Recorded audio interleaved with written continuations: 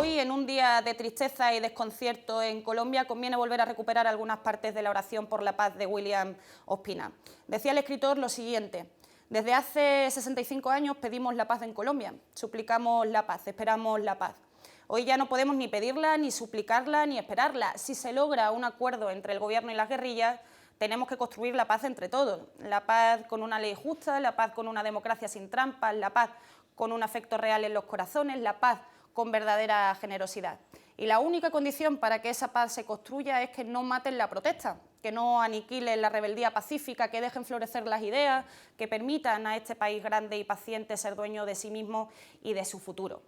Esa paz que construiremos será un bálsamo sobre esos miles de muertos que se fueron del mundo sin amor, a veces sin dolientes, a veces sin un nombre ni siquiera sobre su tumba. Entonces sabremos que la paz no es solo una palabra, que la paz es convivencia respetuosa, es prosperidad general, justicia verdadera, campos cultivados, empresas provechosas, bosques y selvas protegidos, ríos que tenemos que limpiar y manantiales a los que tenemos que devolver su pureza. Y que otra vez haya venados en la sabana y que haya hombres y mujeres pescando de noche en la piragua de Guillermo Cubillos, y que el viajero que encontremos por los campos a la luz de la luna no nos produzca terror, sino alegría.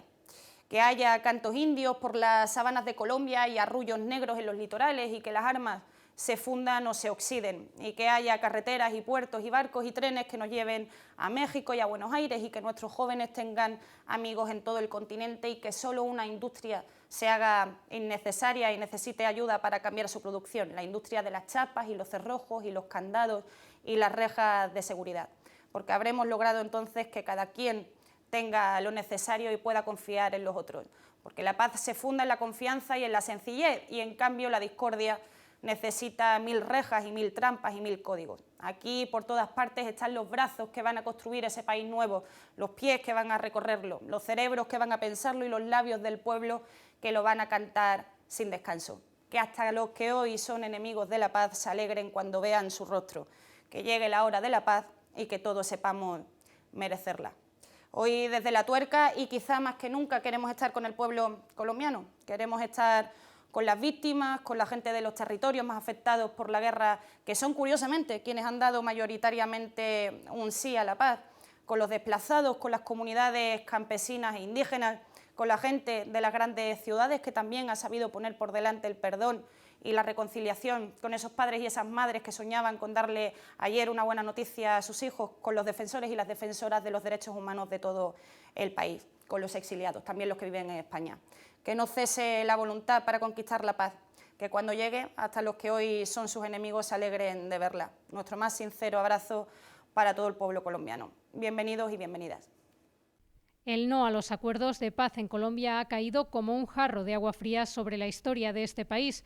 Tras 52 años de guerra, miles de muertos y millones de desplazados, colombianos y hombres y mujeres de todo el mundo celebraban el pasado 26 de septiembre la firma de la paz entre el presidente de Colombia, Juan Manuel Santos, y el líder de las FARC-EP, las Fuerzas Armadas Revolucionarias de ese país.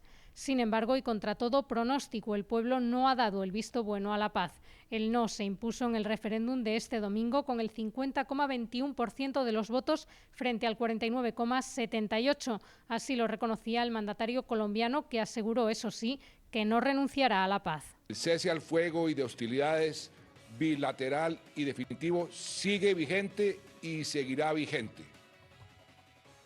Escucho a los que dijeron no. Y escucho a los que dijeron sí. No me rendiré. Seguiré buscando la paz hasta el último minuto de mi mandato, porque ese es el camino para dejarle un mejor país a nuestros hijos. El no por el que abogaba el exmandatario Álvaro Uribe vino además de los sectores menos afectados por el conflicto, pues en las áreas con más víctimas ganó el sí a la paz. Una paz que se seguirá buscando para poder poner definitivamente el punto y final al que es todavía la única. Una paz que se seguirá buscando para poder poner definitivamente el punto y final a la que es todavía la única guerra abierta en territorio americano. Bueno, para hablar sobre este no del pueblo colombiano a esos acuerdos de paz y también sobre la crisis En el Partido Socialista tenemos, como siempre, una mesa de lujo, con gente casi amiga de esta casa, que ya recuperamos después de tantos meses. En primer lugar, Olga Rodríguez, periodista y escritora. Muy buenas noches, Olga. Buenas noches. Tenemos también a Ramón Lobo, periodista. Muchas gracias por acompañarnos. Buenas noches. Al otro lado, Yolanda Mármol, periodista del periódico. Muy buenas noches. Buenas noches. Y Benjamín López, periodista del grupo Promecal. Eso es, muchas gracias por invitarme. Muchas gracias a ti por venir. Bueno, yo creo que bueno, casi estamos todavía con la conmoción por lo que pasó ayer en Colombia. Evidentemente toda la comunidad internacional, que también se había volcado en el apoyo a este proceso, está sorprendida, pero bueno, ya lo podemos ver un poquito más en frío después de la primera decepción. Ramón, tú conoces el país, lo conoces bien, has estado no cubriendo... conozco bien, pero conozco. Conoces parte del conflicto, sé que lo conoces y bueno, sorprendente el no. ¿A qué se puede deber cuando tú apuntabas que había un claro sí? Sí, a mí me ha sorprendido también. El otro día el New York Times tenía un título muy bueno, que es La certidumbre de la guerra frente al miedo a la paz. Ha ganado un poco el miedo a la paz. Hace poco La silla vacía, que es un digital muy bueno colombiano, sacaba una serie de razones. Una es que las FARC no tienen un prestigio, es decir, las FARC llevan mucho tiempo haciendo mucho daño. Uribe ha tenido 8 años de mandato en que ha estado machacando el mensaje de las FARC son malas.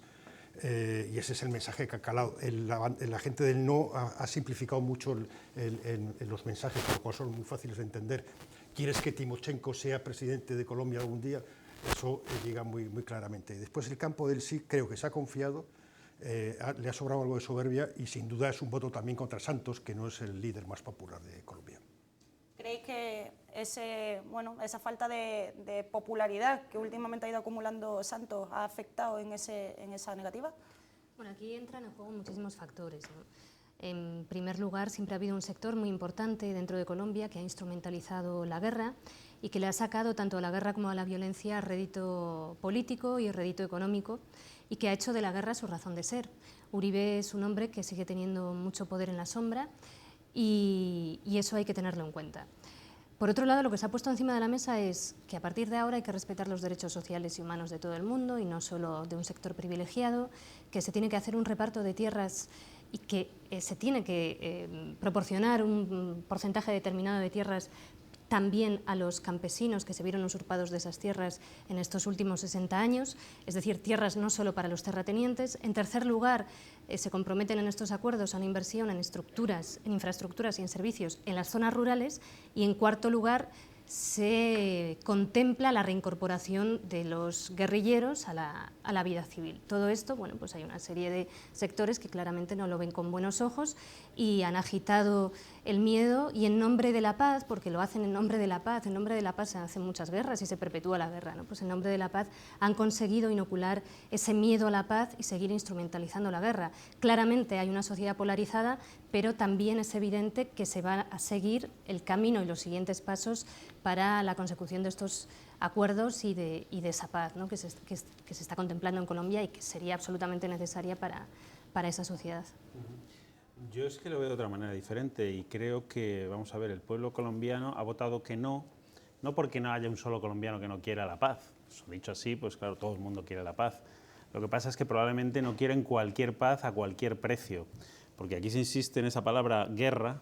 Yo creo que el pueblo colombiano mayoritariamente no lo ve como una guerra, lo ve probablemente como un grupo terrorista que ha hecho muchísimo daño en su país, que si algún día tuvo alguna justificación, no nos vamos a remontar a los orígenes de las FARC, hace muchísimo tiempo que se convirtió en un grupo narcoterrorista que ha matado a miles de inocentes en ese país y la gente no lo ve como una guerra, la gente lo ve como un grupo terrorista ante el que el Estado tampoco puede claudicar.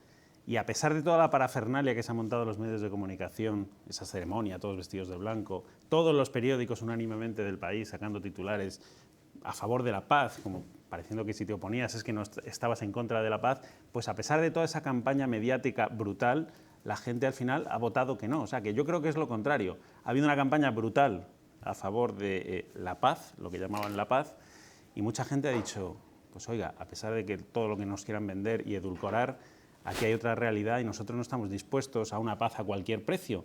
Y se ha impuesto esa voz, me da la impresión. Yo creo que ha sido un varapalo terrible, no solamente por el resultado en sí, sino también por la incapacidad de predecirlo que se ha tenido desde todas las partes del mundo, desde Colombia mismo y fuera. Es decir, todos los medios, como decíamos, ¿no?, daban por hecho que esa votación iba a ser favorable y casi nadie apostó porque Álvaro Uribe fuera capaz de girar ese resultado, lo que viene a demostrar que a veces hay una corriente subterránea, una especie de mayoría muy silenciosa, capaz de inclinar la balanza hacia un lado en el que nadie era capaz de prever anteriormente. Y me ha recordado mucho esta mañana, cuando he visto los titulares, a la sensación que tuvimos con los resultados del Brexit, que sí que es cierto que ahí estaban mucho más ajustados, pero también fue un varapalo muy duro en el momento en el que muchas personas pensaban que finalmente iba a ganar el Remain.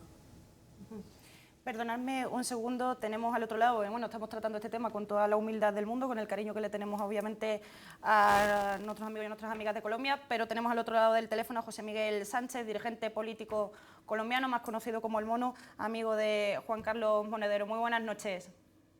Muy buenas noches para ustedes desde aquí, desde este lado, al otro lado del Atlántico. José Miguel, estamos, como te decía, tratando el tema casi cogido con pinzas, con la ignorancia que nos da el océano que tenemos de por medio, pero me gustaría que nos contaras cómo se siente hoy el pueblo colombiano, quizá un poquito más en frío, ¿no?, que ayer, con unas horas más para asimilar lo que pasó ayer. Bueno, ya hay un sentimiento de desazón y de incredulidad, digamos, desde los sectores progresistas y desde los sectores que estuvieron o que anduvimos apostándole a un sí, que lo que hacía era ratificar un acuerdo para finalizar el conflicto armado entre las FARC y el gobierno y avanzar hacia una paz estable y duradera. Hay incomprensión, hay muchísima incomprensión. Igual quienes votaron por el no están tan sorprendidos como el sí, pero son muchas las circunstancias. Quisiera hacer una referencia histórica. Nosotros, esta guerra, algunas de las personas que estaban allí decían que esto no era una guerra, debe ser porque no ha estado por acá. Empieza con un acontecimiento histórico muy parecido a esto, un plebiscito en 1957, para finalizar lo que se llamaba la violencia liberal conservadora de los años 50, después del asesinato de Gaitán. Y ese plebiscito fue un plebiscito decía los acuerdos de esa época, pero cerró los canales políticos y se produjo un frente nacional entre el Partido Liberal y el Partido Conservador que aún se expresa desde 1962. Y eso generó el que las guerrillas sean unas guerrillas de orden político. Y años después, en el día de ayer, fuimos convocados para cerrar, digamos, de la misma manera como fue abierta la guerra, mire usted, con el acontecimiento que nos encontramos. Esa es una primera referencia que quería hacer, pero digamos, estamos pensándolo, estamos decantándolo para poder dar una respuesta mucho más acertada y sobre todo más creativa, menos cartesiana, más desde el mundo de la complejidad. José Miguel, ¿cuál es la hoja de ruta hoy? Escuchábamos que había la posibilidad de poner sobre la mesa un pacto por la paz. Parece que quienes dijeron que se iban a unir a él ahora dicen que no, entre ellos Uribe. ¿Cuál está siendo el papel, la puesta en escena de Uribe y de los suyos? ¿Y cuál es el camino que hay que seguir? Digamos que de una parte se ha convertido como en un escenario, en una mesa de tres patas. Sobre un lado está el presidente Santos, que en su alocución del día de ayer y de hoy ha manifestado que continúa el cese bilateral del fuego y de hostilidades, y que hay que seguir hacia adelante con el proceso, sin tener muy claro hacia dónde. Digamos, el senador Álvaro Uribe, que es una de las personas que estuvo, digamos, más connotadas al frente del no, había manifestado que si él no ganaba, habría que reconstruir un escenario político, pero ya hoy ha manifestado que no está interesado en ello. y de otra parte las FARC ha sacado recientemente, no sé si lo han visto, un comunicado hace unos breves momentos, estaba leyéndolo cuando ustedes me llamaron, en el que manifiestan, en el punto 1 es que ellos han firmado un acuerdo con el acompañamiento no solamente político, sino el acompañamiento internacional en el marco del derecho internacional, y que por lo tanto esto es un acuerdo de Estado. Y segundo, que no van a aceptar la tentación de volver a la guerra, salvo una violación flagrante de parte de terceros o del ejército colombiano. Esas son las tres, y sobre el otro lado, digamos, está este mundo del sí, que no somos ni de las FARC, ni somos del gobierno, ni estamos con el proyecto de Álvaro Uribe, ¿ya? Y que lo que está es también decantándose para intentar construir una propuesta desde la sociedad, desde lo que se llamaría la sociedad civil, y que está hoy reuniéndose en muchísimas partes, ¿no? Está reuniéndose en muchas partes para encontrarle una posibilidad. Ahora, un segundo elemento que quiero compartir con ustedes es, porque veo que internacional poco se toca, pero digamos que el tinglado fundamental sobre el que fue construido el no es un tinglado en el que, a pesar de que el Papa Francisco manifestó en su línea teológica de Cristo como un apóstol de paz, y le apostó así al plebiscito, sin embargo, la jerarquía eclesiástica en su conjunto en Colombia, toda la jerarquía eclesiástica, ¿sí?, tomó una decisión en contravía, ¿sí?, del sí, e hicieron una junta en su conjunto de todas las iglesias evangélicas y la jerarquía eclesiástica fueron el tinglado sobre el que fue montado el no. De tal forma, y entre otras cosas, con base en tres elementos. Es muy interesante. Uno, cómo lo fueron introduciendo. Supuestamente contra la ideología de género. Segundo, contra el aborto. Y tercero, por la defensa de la familia. Esos tres elementos, de una manera muy extraña, había que estudiarlo, mirarlo con más detenimiento, alaron una feligresía que no tomó una decisión en función de sí o no a la paz, sino que este fue el discurso sobre el que se trabajó. De tal forma que, con todo el respeto, la peor herencia, creo que no tengo que pedirlo ante ustedes, aquí la mejor herencia del mundo franquista, que siempre ha acompañado a la feligresía colombiana, se expresó en el día de ayer. No era la primera vez, desde luego, que veíamos a Uribe en esas iglesias evangélicas intentando hacer campaña electoral, ¿no? No es la primera vez, pero además deberían recordar ustedes que el elemento político más importante del acuerdo entre las FARC y el gobierno era la verdad, para poder construir la justicia, la reparación y la repetición, pero era la verdad de ambas partes, y además la verdad empezó a preocupar profundamente a los empresarios, porque empezaron a salir sus nombres como financiadores de grupos paramilitares. Y también parte de la verdad es que esa violencia que nosotros hemos tenido desde 1948 hasta hoy fue auspiciada, aupada desde los púlpitos. Y era bastante evidente que la Iglesia Católica en su jerarquía eclesiástica le tuvo miedo a la verdad histórica, porque es incapaz de aceptar la responsabilidad del papel central en la violencia que ellos han construido, además de un montón de iglesias de corte evangélico que han funcionado en América Latina desde el gobierno de Jacobo Arbenz hasta hoy como iglesias evangélicas de contrainsurgentes. Madre mía, José Miguel, muchas gracias por darnos esta información, porque sí que es cierto que aquí no es un punto sobre el que se esté, desde luego, debatiendo, y nos ayuda un poquito más a entender la situación. Tenemos que seguir con el programa. Desde aquí te mandamos un abrazo a ti, a todo el pueblo colombiano. Estamos con vosotros. Yo sé que vais a ser capaces de encontrar la mejor vía para seguir construyendo esa paz. Un saludo, muchas gracias. Vale, a ustedes muchísimas gracias. Abrazos a Juan y para adelante ya. Vamos a seguir caminando. Adelante en todas las partes y de la mano. Muchas gracias. Chao. bueno, ponía sobre la mesa elementos que se nos escapaban un poco del análisis, ¿no? Sí, después hay dos cosas muy importantes. Una, Uribe firmó un acuerdo con los paramilitares que tenían mucho más impunidad que este.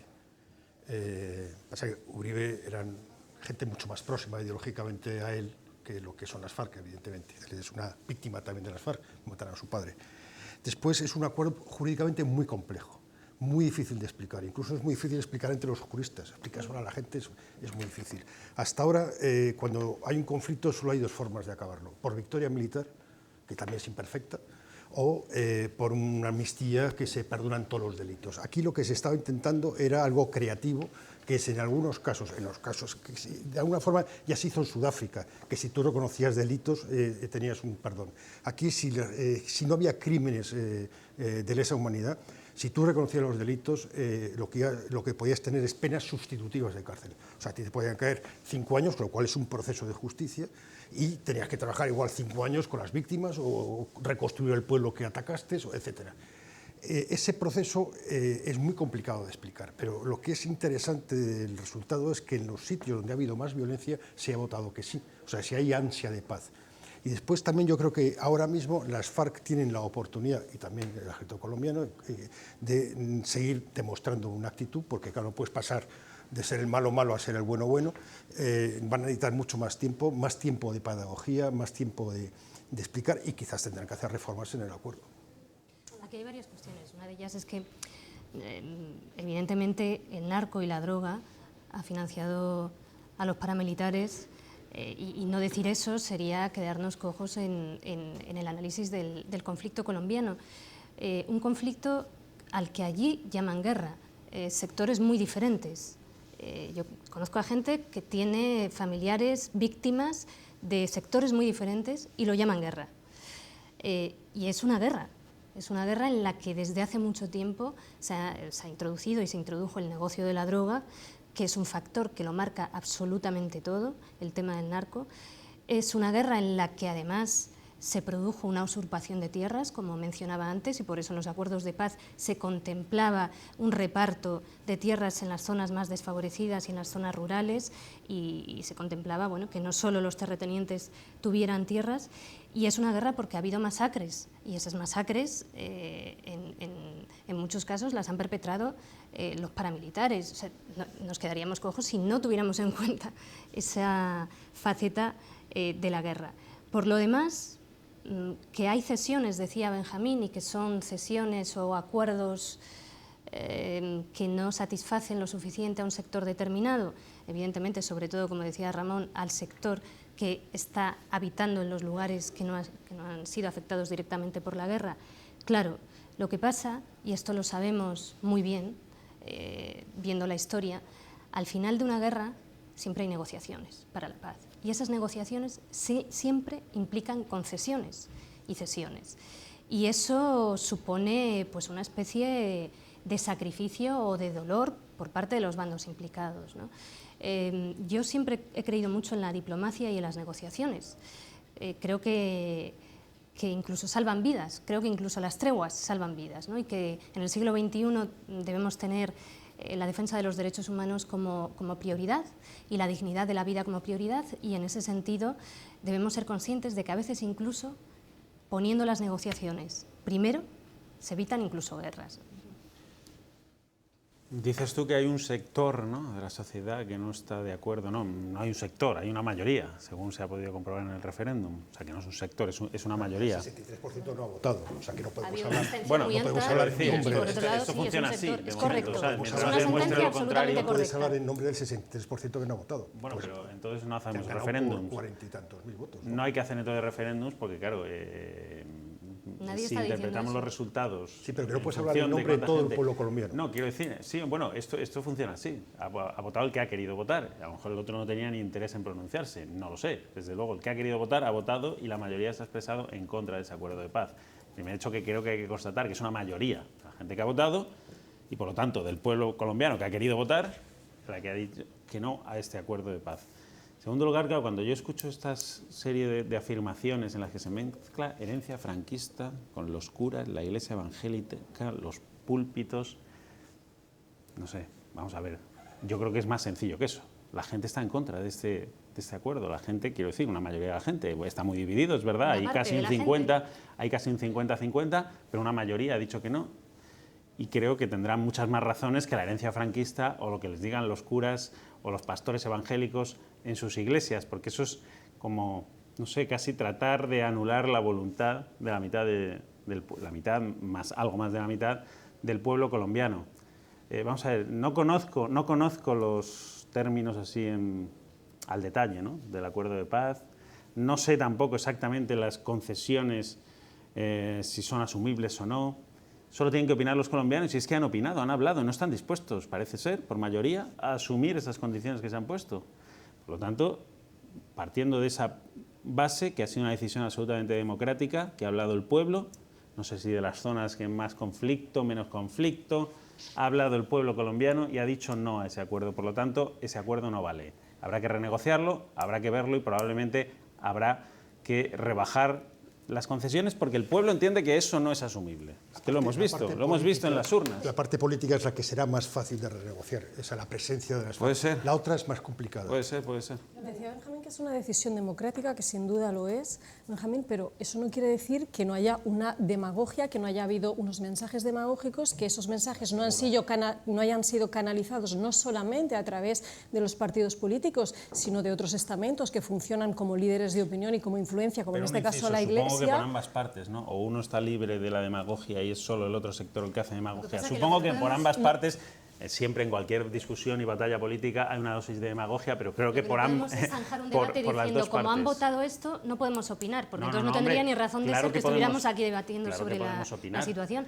Pero creo que hay que aceptar primero una realidad, que un sector determinado ha presionado. Pero el pueblo ha dicho no tiene unas causas, y está bien analizar esas causas y ver cómo se ha jugado ese mapa de influencia. Para eso estamos aquí, no voy a ser yo el que diga que no hay que analizarlo, claro. Te estás apuntando demasiada gente cuando hablas del pueblo. Digamos, los que han votado que sí y los que han votado que no, que ha sido ligeramente mayoritario. Sí, es verdad, está muy polarizado la opinión, eso está claro, pero bueno, muy complejo, es que digo, funciona así el sistema democrático. Es un ambiente muy emocional. Vamos a dejar que finalice Yolanda, que le hemos cortado la intervención y yo creo que apuntabas un dato muy importante. Tenemos que pasar casi al siguiente tema, Yolanda, pero el tema no es un asunto baladí, que el sí gane en la zona donde el conflicto ha hecho más daño, donde la guerra se ha pronunciado de una manera mucho más evidente, mucho más agresiva, bueno, pues se diferencia bastante del voto de un ciudadano que ha visto en su mayoría, conocemos Bogotá, conocemos la parte norte de Bogotá, de Medellín, que la ha visto por la televisión, también hay que decirlo, ¿no? Por la televisión.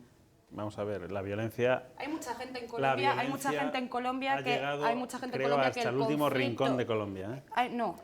No, hasta el último rincón y no de la misma manera. Hay mucha gente que vive en Bogotá que no ha sufrido en primera persona las consecuencias de la crisis y se han sufrido en otras zonas de una forma muchísimo más violenta. Yolanda. Yo creo que ahora es el momento, en cualquier caso, vistas las causas, que se analizarán sin duda, de los mapas de influencia, porque ha funcionado así, si se ha hecho mejor campaña por el no que por el sí, eso se verá. Es pasar a la siguiente pantalla, es decir, qué posibilidades tiene ahora la paz de seguir adelante, cómo se van a construir esos relatos, cómo van a seguir esas negociaciones y si jurídicamente ya llegar a esto ha sido tan complicado, qué oportunidades tiene la paz de continuar adelante. Bueno, vamos a seguir, desde luego creo que es un tema que tenemos que analizar mucho más en profundidad, seguramente en otros programas. Yo creo que quedan muchas incógnitas abiertas, que ahora mismo hay un panorama desolador que evidentemente no pone fácil el camino a seguir, a pesar de esa victoria del no. Creo que mayoritariamente también, o sea, la división está muy equilibrada. Más todo ese número de abstención, que no lo hemos tratado, pero un 63% de abstención en una votación tan importante era otro factor que analizar. Ha habido una apuesta también por parte del sí, no solamente de esas zonas más afectadas, también de la gente pues, que vive en las grandes ciudades, que a lo mejor no ha sufrido de esa forma, pero que le ha apostado a la paz porque se ha criado viéndola también cerca, ¿no? Y desde luego quedan muchas incógnitas, tendremos que estar pendientes de lo que va pasando, pero desde luego hay otro tema que tenemos en España y que bueno, que os voy a contar, que nos vamos a contar, ¿no? En esta mesa, que lo llevamos viendo ya 3-4 días seguidos, ¿no? Esa crisis del Partido Socialista, esa dimisión de Pedro Sánchez, y a ver si ahondamos un poquito en el debate para entender, bueno, si es que se ha roto uno de esos pilares del régimen del 78 que ya decía las plazas en el 15M. Crisis histórica en el Partido Socialista, donde se ha abierto una brecha cuyas consecuencias están todavía por definirse. Los acontecimientos que han llevado a la dimisión de Pedro Sánchez y a la formación de una gestora han sido rápidos el pasado lunes y a consecuencia de los resultados de las elecciones en Galicia y el País Vasco, el todavía secretario general del PSOE convocaba las bases para la elección de nuevo líder en octubre.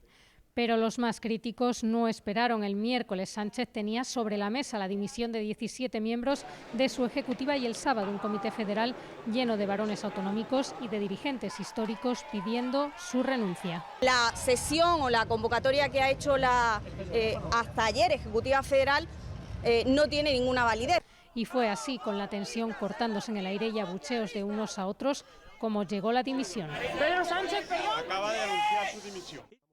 Y con Sánchez fuera, el no a Rajoy ha empezado a perder rotundidad. Así se expresaba esta misma mañana el asturiano Javier Fernández al frente de la gestora que dirige en estos momentos los movimientos del Partido Socialista.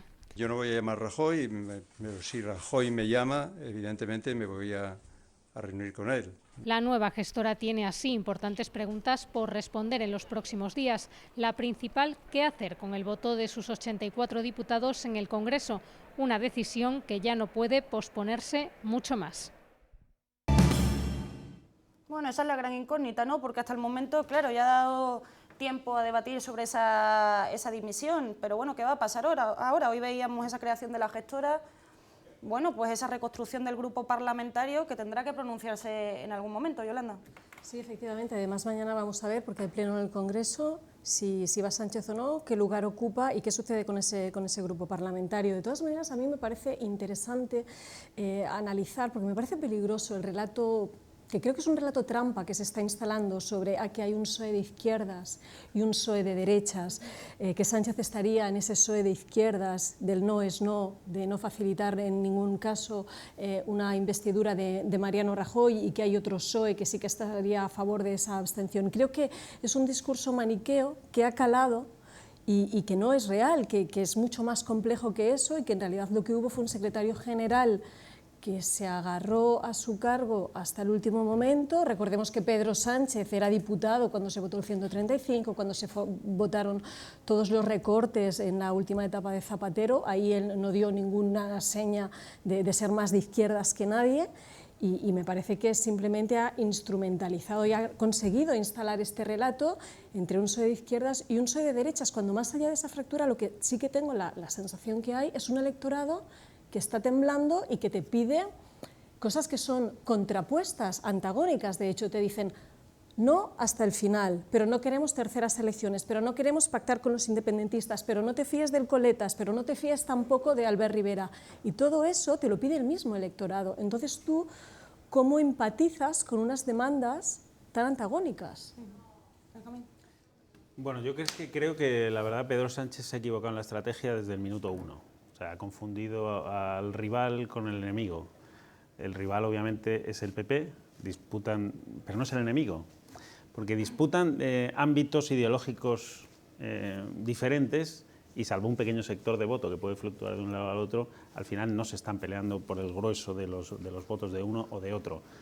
Obviamente el PP quiere derrotar en las urnas al PSOE, pero no quiere su destrucción porque, entre otras cosas, no puede aspirar a eso, no porque sean buenos, ¿no?, sino porque están en aspectos ideológicos diferentes. El enemigo para mí del Partido Socialista es Podemos. Y Podemos, porque lógicamente sí que pelea por los mismos votos del Partido Socialista, Podemos quiere el sorpaso, como pues, dentro de esta formación lo han reconocido, es lógico, es normal, quiere ser la hegemonía de la izquierda. Ese es el verdadero enemigo del PSOE, ese sí que quiere la destrucción del Partido Socialista. ¿Y qué ha hecho Pedro Sánchez?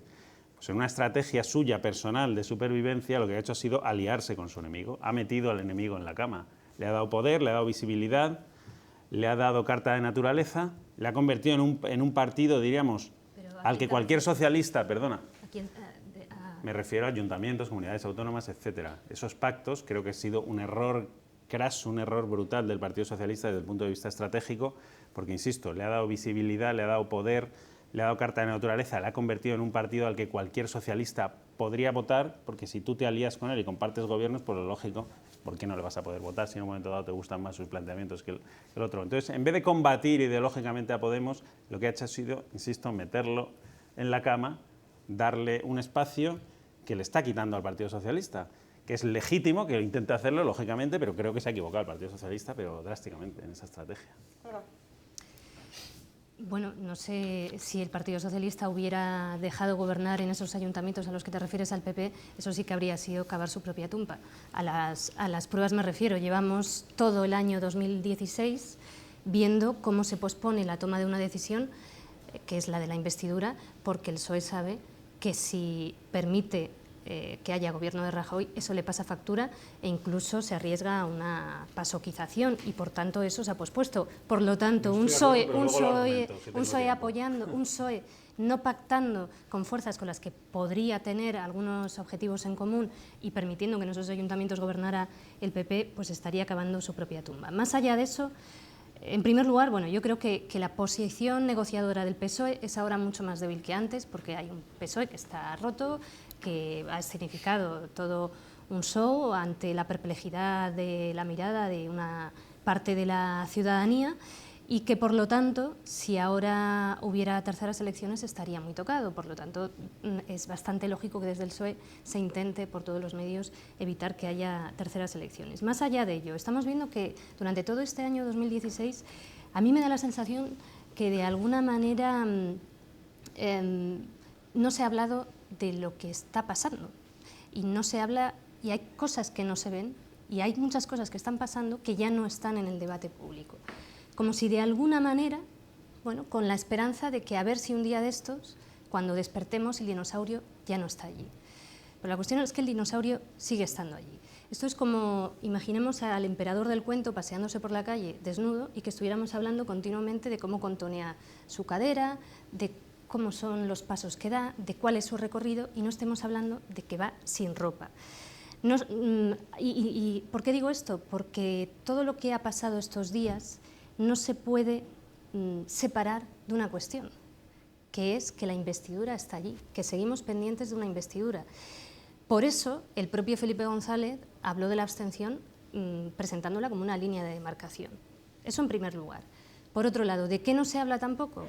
De la crisis que sufre mucha gente en este país. Ya no estamos hablando de cuántos mileuristas hay, o de que hay más de 3 millones, que es que ni siquiera son mileuristas, o de que hay un 63% de pensionistas que tampoco lo son. No estamos hablando de cómo es ir a un comedor social y ver a la gente que está allí, cómo es ir al interior de los hogares, de las familias que no llegan a fin de mes, que no son pocos, porque somos uno de los países de Europa donde más ha crecido la precariedad y la desigualdad en los últimos años. ¿Y de qué no se habla tampoco? De la crisis de identidad del PSOE. No están hablando de ella, pero por el hecho de que no estén hablando de ella y por el hecho de que esta, teóricamente y desde la conciencia de la gente involucrada en esta pelea, se suponga que esa crisis de identidad no es la que lo ha provocado, eso no significa que la crisis de identidad del PSOE no exista. Porque el PSOE tiene una crisis de identidad, en el sentido de que, al igual que es de alguna manera la foto de la crisis de la socialdemocracia europea ahora encarnada en el PSOE en el momento en el que adopta políticas de austeridad, en el que cambia el artículo 135 y en el que decide renunciar a sus principios identitarios, entra en una crisis de identidad. No en vano, después de eso, tiene la mayor bajada de su historia. Pierde más de 4 millones de votos, después de Zapatero con Rubalcaba. Y Rubalcaba mantiene una oposición, desde mi punto de vista, que a mí me deja perpleja, porque en un momento en el que había más recortes y más políticas de austeridad que nunca, bueno, pues fue una oposición muy tímida. Por lo tanto, y por terminar, asistimos a una especie de coreografía de la resistencia del bipartidismo, que debido a la bajada del PSOE en los últimos años en votos, el bipartidismo también se ve tocado, y todo esto es un contexto que no deberíamos dejar de lado a la hora de analizar qué le está pasando al PSOE. Por mucho que ellos digan que simplemente es una batalla de poder, que lo es, sin duda, pero de fondo al PSOE también le está pasando todo esto, y tarde o temprano el PSOE tendrá que decir, ¿queremos seguir siendo ese PSOE que cambió en la Constitución en tan solo 48 horas? ¿Qué PSOE queremos ser? Yo creo que son víctimas de la crisis que tiene toda la socialdemocracia europea. Entonces es un elemento más, que han perdido un poco el sitio que tenían desde la Segunda Guerra Mundial. La crisis del 2008 ha agravado todo esto. Entonces, lo que tú no puedes estar es en los dos sitios a la vez. Cualquier decisión que tomes tendrá un coste. Entonces, el problema del PSOE es que no quiere pagar ningún coste. Entonces, no sabe qué decisión tomar y cuál es la que menos coste tiene. Eso es un elemento. Otro, yo creo que Podemos y no hubiera existido nunca si Izquierda Unida hubiera hecho su trabajo, y seguramente el PSOE no estaría como está si el PSOE hubiera hecho su trabajo. Ese es un discurso que yo se lo oigo a muchísima gente del PSOE. Es que nos tienen rodeados, que esto es Podemos. Podemos puede ser muy malos, pero están luchando por un mismo mercado. Pero tendría que mirarse el PSOE qué está haciendo mal el PSOE. Para mí todo esto viene, aparte de todo lo que has dicho tú, evidentemente de los cambios de Zapatero en mayo de 2010, donde no digo lo contrario de lo que decía. Creo que hay que recordar que hubo unas primarias que Susana Díez quería una proclamación, que es su especialidad, que Madina se presentó a las primarias y a Madina poco menos que le torturaron en un despacho, que le llamó hasta el rey anterior para que renunciara a presentarse a las primarias, y como no renunció, le sacaron a Pedro Sánchez de la chistera y le metieron a Pérez Tapia para quitarle votos. De ahí viene todo. Después llega Sánchez y el plan de Susana, que el problema de Susana es que tampoco dice lo que quiere, ni lo que si quiere llegar a la Secretaría General. Dice, tú siéntate aquí en este sitio, que cuando a mí me interese me sentaré. Resulta que Pedro Sánchez se ha puesto a pensar, le ha gustado el asillo y no se quiere ir. Ha cometido muchísimos errores, estoy de acuerdo. Pero yo creo que los grandes problemas del PSOE proceden del propio PSOE. Y si no son más graves todavía los problemas, es que Podemos tampoco lo ha hecho muy bien en los últimos 6 o 7 meses. Si hubiera gestionado mucho mejor las elecciones de diciembre, yo creo que eso estaría todavía en peor situación. Sí, no, hombre, yo coincido en el análisis de que desde Zapatero, ¿no?, hay un declive, yo creo, importante en el Partido Socialista, pero en este último tramo final, ¿sabes?, el que ha desembocado ya es la gestión, yo creo, de Pedro Sánchez al frente del PSOE, sobre todo después de los 2 últimos periodos electorales, ¿no?, pues es que, claro, yo creo que Pedro Sánchez ha jugado su estrategia. Todos han jugado por estrategia. Claro, no, pero él la suya personal, no la de su partido. No de su partido, por supuesto no la del interés general, creo yo, pero desde luego no la de su partido tampoco, sino la suya particular. Porque claro, esto de que la abstención lo hubiera condenado, no, vamos a ver, la abstención no es exactamente igual que un apoyo, y lo que hacen ahora los varones es actuar con pragmatismo. Con pragmatismo. Porque ¿qué posibilidades reales tenía el Partido Socialista? ¿Ir a unas terceras elecciones? ¿Hacer un gobierno que, bueno, creo que lo hubiera hundido electoralmente, eso sí que lo hubiera hundido, y así lo ven muchos de un amplio sector del Partido Socialista, que es ese acuerdo con independentistas y tal? Un acuerdo con Ciudadanos y Podemos que es absolutamente inviable e imposible, porque lo han dicho todas las partes. Ellos lo que quieren es una abstención que podía haber sido en su día negociada, y ahí digo que Pedro Sánchez optó por otro camino porque era su estrategia personal. Él podía haber negociado y haber sacado una tajada muy importante para el Partido Socialista y haberle explicado a sus votantes exactamente eso. Oiga, ¿ustedes qué prefieren? ¿Que gobierne Rajoy, diríamos, por las buenas? Porque nosotros no tenemos 85 escaños, es que esa es la realidad, es muy dura, pero esa es la realidad, no podemos gobernar. Entonces, ¿ustedes prefieren que nos abstengamos, pero vendamos la abstención a un precio, diríamos, que le compense al Partido Socialista, que por lo menos saquemos algo de nuestro programa electoral, porque como no van a sacar nada, no van a lograr poner nada sobre la mesa de su programa electoral, es ahora. No tienen ya fuerza, se han quedado en una situación absolutamente dramática para ellos y no pueden exigir nada ahora prácticamente, porque saben que está la amenaza de las terceras elecciones. Hubiera sido mucho más inteligente si Pedro Sánchez hubiera estado en la estrategia del PSOE, poner encima de la mesa una serie de condiciones, que podían ser muchas y muy variadas, haber exhibido un trofeo para vendérselo a sus electores. Y no le hubiera pasado ese precio electoral, creo yo. Además, es verdad que creo que Podemos hubiera aprovechado, como es lógico, la baza, el momento para cargar contra el Partido Socialista, pero 4 años de legislatura son muy largos y el Partido Socialista hubiera tenido tiempo de demostrar que es la oposición al Partido Popular y haber hecho una oposición incluso feroz, ¿no? Pero renunció a eso. ¿Por qué? Insisto, por una estrategia particular de Pedro Sánchez, que no se sabía además muy bien dónde conducía, porque todo apuntaba a que iba a un callejón sin salida. Se empeñó en eso y al final, claro, los acontecimientos han desembocado de la peor manera posible, porque deja al PSOE sin fuerza ninguna para negociar. Hay otra protagonista en todo este asunto, más allá de Susana Díaz, y es la militancia que tan recurrente está siendo en el discurso de Pedro Sánchez y de los suyos, y que, bueno, se está poniendo en cuestión si es justo del todo o no, ¿no? Esa referencia constante, y al final lo veíamos todos estos días, mucha gente en la puerta de Ferraz, quizás no tanta como para que fuese alarmante, pero sí mucha gente mostrándole su apoyo, y al final hay un desconcierto entre la gente que no se está debatiendo, ¿no? Nuestra compañera Elena ha salido hoy a la calle a palpar un poco el pulso de los militantes y de la gente que está viendo esta situación.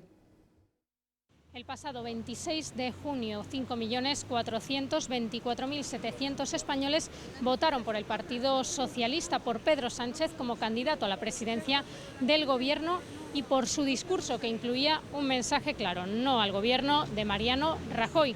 Hoy, sin embargo, Pedro Sánchez ya no se encuentra al frente de Ferraz y el PSOE lo dirige una nueva gestora. Es por eso que todos estos hechos pueden haber impactado y han impactado, de hecho, fuerte en la ciudadanía. Por eso queremos conocer la opinión de los ciudadanos y de posibles votantes del Partido Socialista. Supongo que conocen los hechos en el Partido Socialista, dimisión de Pedro Sánchez, el partido lo llevaron a gestora. ¿Y quién no? ¿Y quién no los conoce? Dime. ¿Y qué piensa de estos acontecimientos?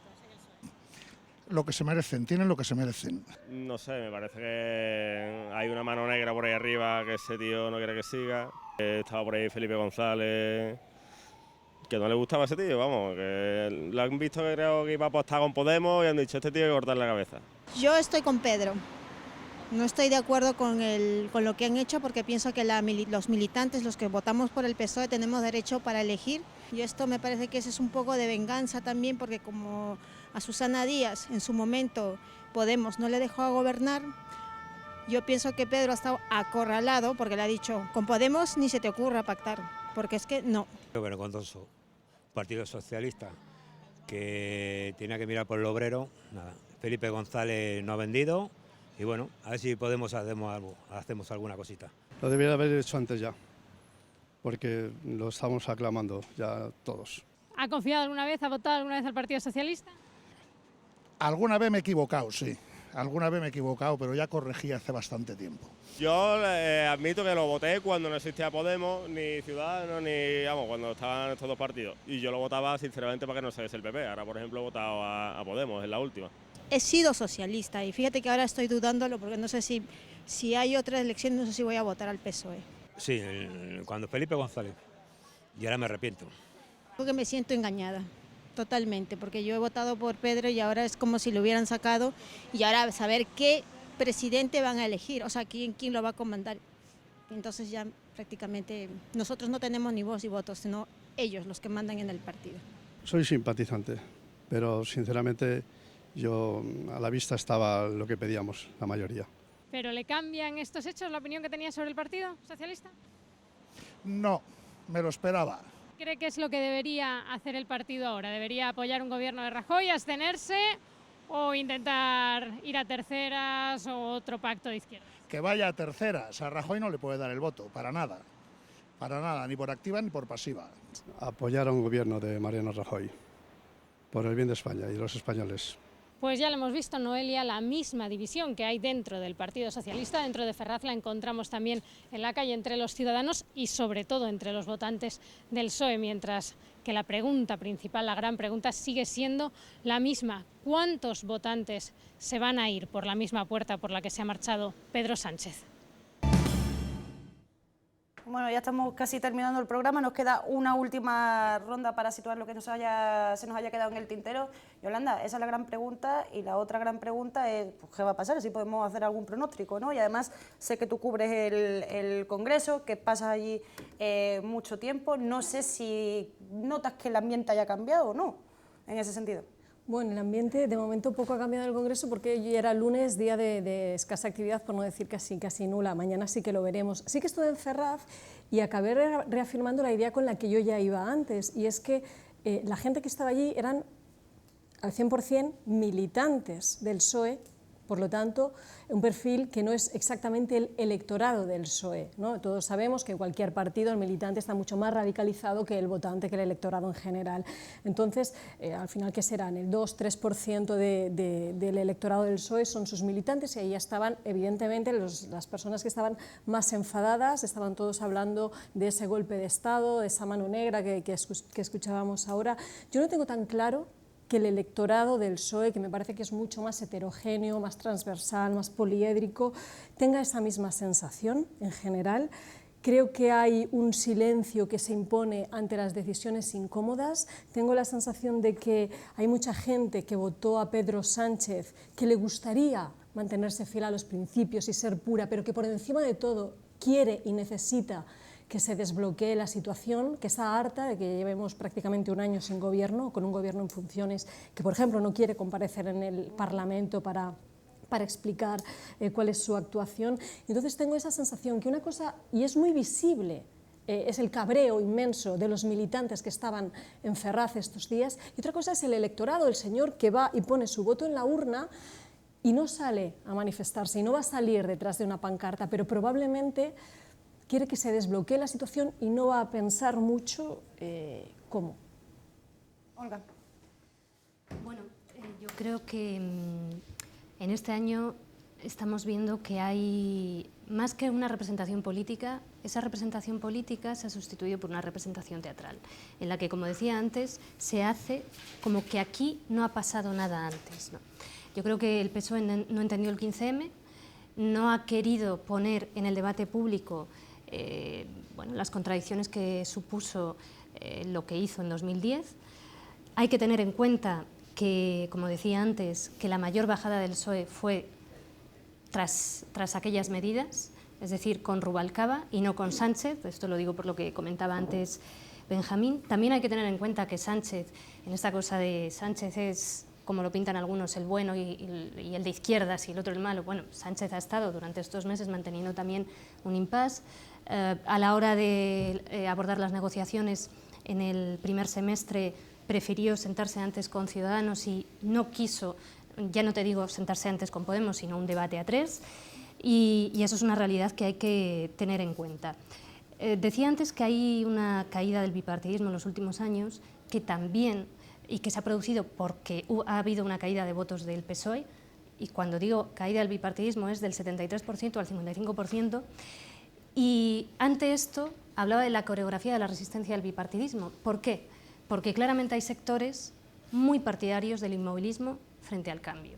Y para eso, si Ciudadanos tiene que apoyar al PSOE o al PP, le da exactamente igual. Toda esta cuestión no se puede desligar de la gobernabilidad, por mucho que digan lo contrario, porque está pasando en un contexto en el que llevamos meses pendientes de la formación de un gobierno y de una investidura. Cuando integrantes del Partido Socialista están diciendo estos días, cuando se les pregunta por la abstención, bueno, es que eso es muy complicado, tenemos que estudiarlo, bueno, pues yo creo que por sí solos ya están diciendo claramente mucho en realidad, porque ante la abstención o un sí o un no, y eso es lo que va a tener que decidir el PSOE tarde o temprano, ¿no? Entre otras muchas cosas, porque tiene que decidir qué quiere ser. Bueno, me parece muy interesante, ¿no? esa dicotomía que hacías tú entre electorado y militancia, en la que se escudaba Pedro Sánchez, pero es que realmente el Partido Socialista es muchísimo más que su militancia. La militancia creo que es el 3% o algo así, he oído ese dato, no lo sé exactamente, pero 3%, ¿no?, de los votantes en las últimas elecciones, que es la cota menor, además histórica. Claro, escudarte en los militantes para tomar determinadas decisiones sin tener en cuenta a tu electorado, pues yo creo que solo te puede conducir al desastre, porque básicamente te debes a tu electorado si aspiras a ser un partido mayoritario. Creo que ha sido un gran error, ¿no? Pero es que la actual crisis del PSOE, yo creo, hablaba antes de la palabra pragmatismo de los varones socialistas, y creo que hay mucho de eso, porque Susana Díaz, Paje, Javier Fernández se han dado cuenta que con el discurso de Sánchez no van a ganar elecciones en sus territorios. Quizá en algunos territorios pueda cuajar ese. En los suyos, desde luego, no. En los mayoritarios del Partido Socialista en Extremadura, ese discurso no cuaja. Ese discurso estaba haciendo agua, se estaba hundiendo.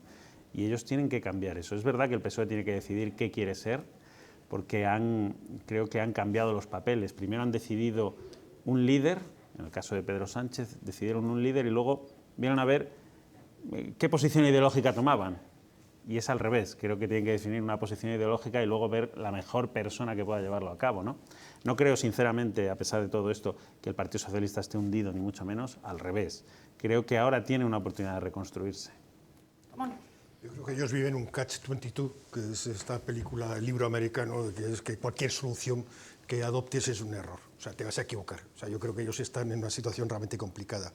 Creo que les ha faltado claridad, les sigue faltando claridad, y a Pedro Sánchez le ha faltado claridad. Efectivamente, tenía que haber cogido, sobre todo después de las elecciones de junio, y haber dicho, nosotros las votaciones no, pero nos estaríamos dispuestos a una abstención parcial, o sea, si eres diputado se van a tomar café, o se van a ayudar a los inmigrantes al Mediterráneo, por ejemplo, no estaría mal, y con estas condiciones.